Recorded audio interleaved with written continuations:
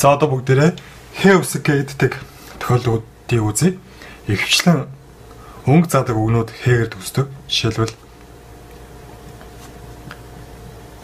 байгата гэхээр улаан гэсэн үг. Нурата гэхээр шар гэсэн үг. Парата хөх гэсэн үг. Цэнхэр. Ха ята цагаан гэсэн үг.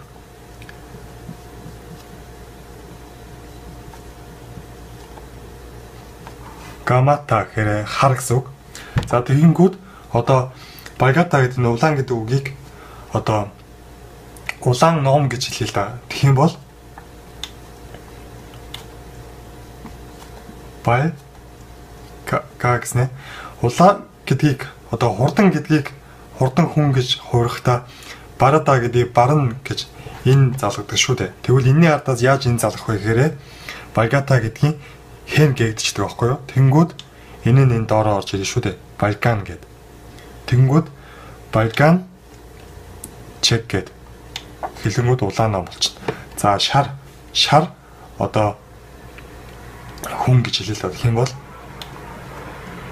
бас хэн гээгдээд энэ доотлолд ороод нурaan сараа болчихно.